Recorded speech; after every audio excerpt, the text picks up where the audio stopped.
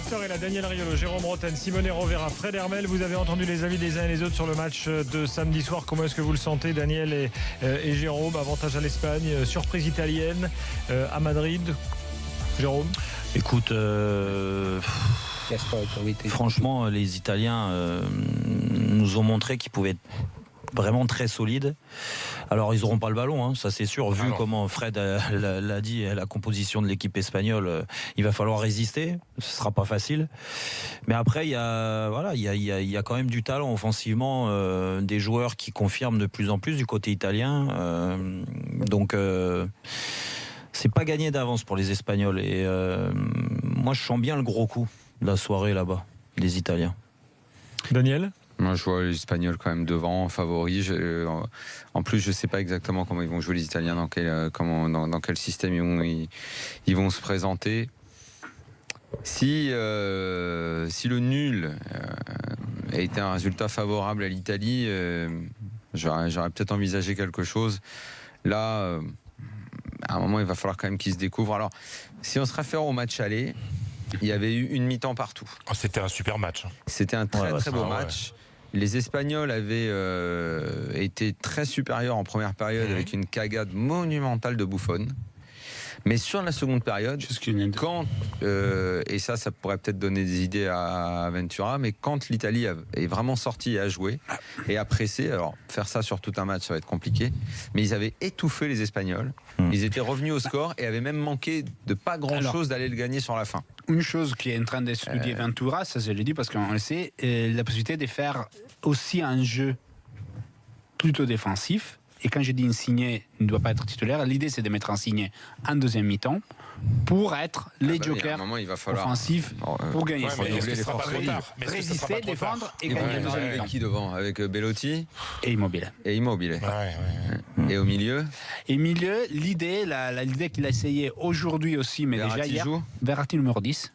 Ouais. Montolivo de Rossi. Montolivo. Waouh. Montolivo de Rossi, c'est une hypothèse avec Parolo, milieu plus solide à 3, et défense derrière à 4, Bonucci. Montolivo de Rossi et Verratti, ça joue au foot, exactement. Donc à l'arrivée. À mon avis, ils vont pas rester derrière. Hein. Ils vont si c'est cette configuration. Et arrière droit, alors il ferait un 4 avec Barzali arrière droit ou comme ça a déjà été fait? Non, c'est joué Conti, celui du Milan, et à gauche Darmian. Il y a un petit espoir quand même pour les Italiens. Allez, pour conclure. Match, ça va être quelque chose. C'est vraiment le match à voir. C'est la charnière centrale Ramos Piqué qui peut être extraordinaire, mais en général c'est après Noël ça commence à marcher. Ça c'est pas faux ce que tu dis là. C'est pas des mecs de début de saison. Pas du tout. D'ailleurs Ramos s'est déjà fait expulser. Piqué s'était fait expulser aussi. Non, ils sont des mecs qui ont toujours des problèmes à démarrer leur saison. Pour ce qui est de la date du match, ça, je pense que c'est un peu plus favorable à l'Italie. Non, je ne suis pas d'accord. L'Espagne a déjà joué en Supercoupe européenne. Le Real et une Supercoupe espagnole où Barça et Real ont commencé la saison plus tôt que les Italiennes. Ils ont joué quand la Supercoupe d'Espagne? Non, mais ça n'a rien à voir. Je vais t'expliquer. Ça n'a rien à voir parce que là, Fred, il vient de te le dire. Et c'est vrai. Et tous les joueurs de foot, je suis bien placé pour le savoir, quand tu fais une préparation physique, dans ces clubs-là qui jouent la Ligue des Champions, qui jouent des matchs internationaux, les joueurs, ils donnent beaucoup en début de saison. Et ce que je veux dire, il y a des joueurs qui digèrent plus facilement cette préparation physique et qui arrivent en forme au mois d'août. Alors ça arrive, il n'y en a pas beaucoup, mais il y en a. Et il y en a d'autres, ils mettent un peu plus de temps et ils montent au fur et à mesure en puissance. Et c'est le cas de Ramos et de Piqué. Et c'est pas que physique, hein. Non, c'est aussi dans la tête parce que bien sûr. Ce sont des joueurs qui ont pas des joueurs, ce sont des hommes qui ont parfois tendance à se disperser un petit peu et qui commencent à se vraiment reconcentrer à fond sur leur métier quand les choses sérieuses commencent. De toute façon, Fred, c'est pas au mois de septembre en général, quoi. Écoute, c'est où que tu gagnes les trophées. C'est ça, c'est pour ça qu'il est égal ces trophées. Voilà. Simone et Fred, est-ce que vous voulez rester pour l'after story? Ah oui, bien sûr. C'est une belle histoire, oui. Si, parce que des fois on arrive à chialer. C'est pas. Donc, After Story Jingle. Ça dépend comment il le fait.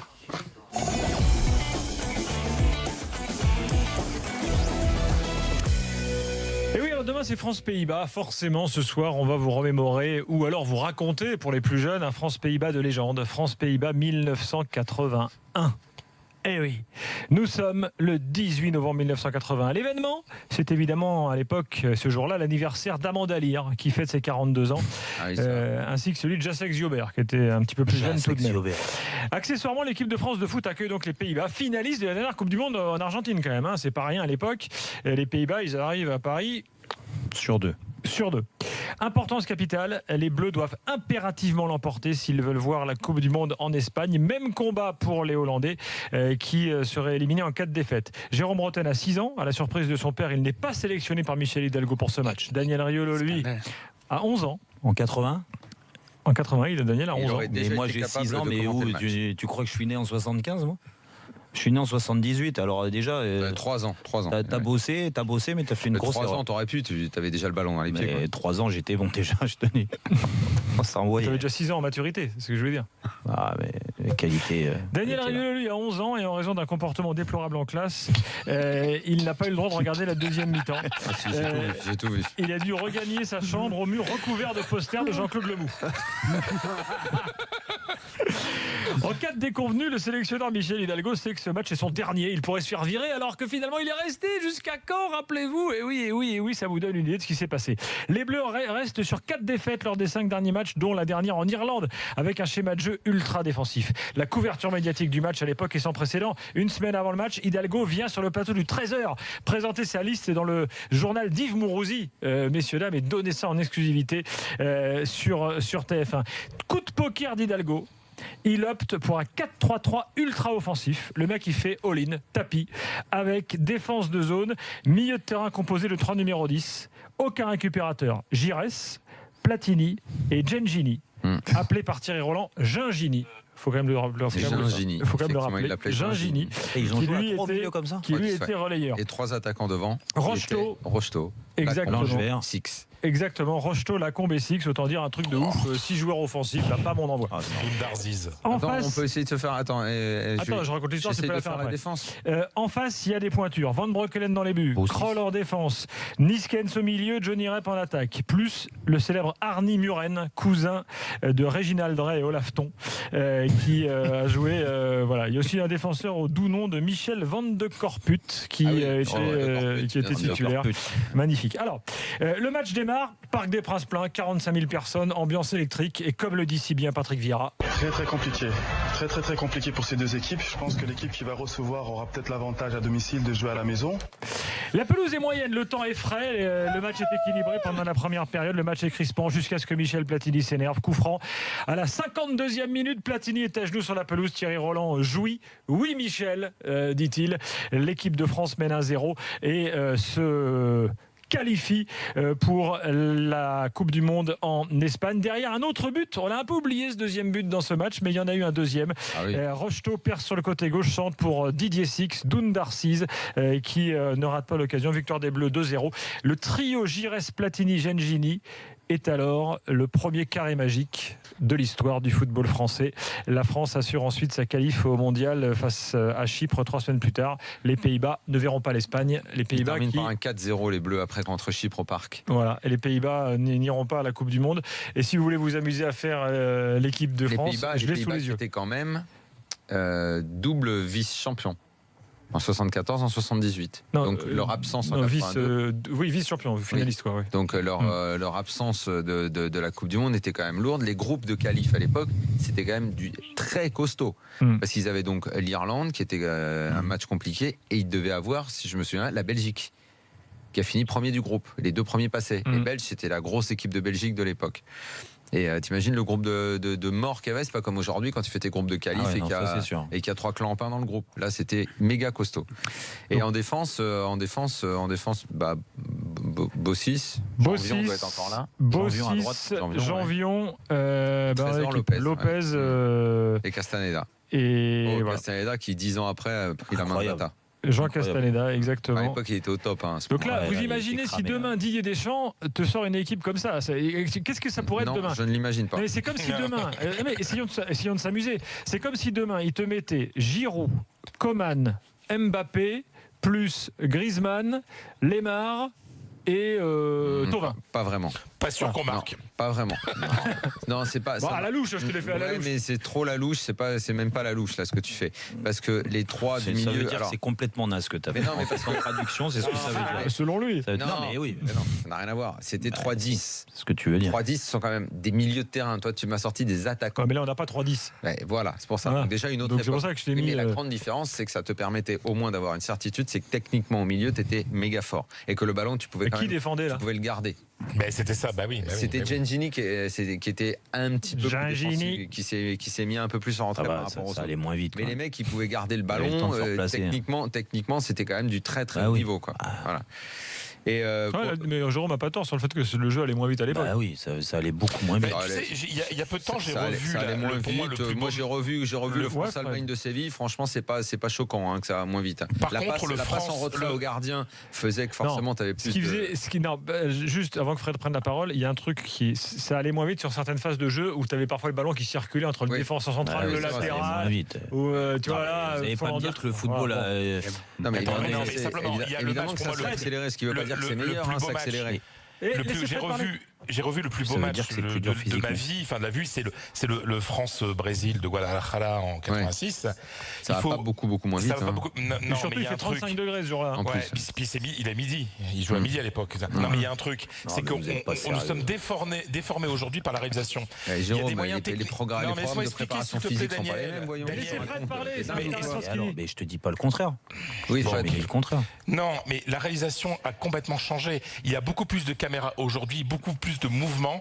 Les réalisations sont beaucoup plus rapides. Aujourd'hui, le football a l'air beaucoup plus rapide à la télé. Parce qu'à l'époque, il y avait moins de caméras, il y avait moins d'effets. Non, mais il va aussi un peu plus vite en vrai quand même. Non, mais attends, franchement, Fred, arrête. Mais je te promets que ça compte énormément aussi. La télé a Mais bien accentué entendu, l'écart. ça a évolué, bien entendu. Personne ne nie que ça va plus vite, mais il n'empêche que les éléments mis en Fred, avant. il est en train de me dire que c'est la réalisation des caméras qui sont Il dit mieux. que ce sont des éléments qui sont à prendre en compte, ce qui est une vérité. Tout le monde te le dit. Avant, il y avait 30 caméras et Toi, tu es aujourd'hui. en train de me dire, écoute. Tout le monde sait que ça va plus vite, ils sont beaucoup mieux préparés. Mais bien sûr, j'ai jamais dit le contraire. Mais je t'ai jamais dit le contraire. tout va beaucoup plus vite. Vous êtes en train de me dire qu'en 86, par exemple, ça avait l'impression de. Dans le match, si tu oui, le regardes, je l'ai regardé 15 fois, 20 fois, 25 fois. Donc, je reviens au match parce que c'est plus ça. Il y a une particularité sur le coup franc, si vous le regardez de Platini. D'abord, je crois me souvenir que c'est sur celui-là où il est retiré 2 fois. Il me semble. C'est pas contre la Yougoslavie? Non, oui, mais dans une lucarne, après dans une autre Platini a lucarne. une deuxième chance parce que quand il frappe la première fois, le mur, il y a une main ou un truc comme ça. Voilà, il est retiré une fois. Platini reprend le ballon et évidemment tout le monde savait qu'un coup franc de Platini c'était limite un péno et tout le monde avait peur de ça. Et il y en a eu 2 autres dans le match pour lui avant qu'il marque celui-là. Exactement. Et il était dans une soirée noire pour ça. Mais il n'empêche que tout le monde savait qu'à un moment ou à un autre, si tu lui donnais des coups francs, tu risquais très gros. Et c'était Van Breukelen, le gardien.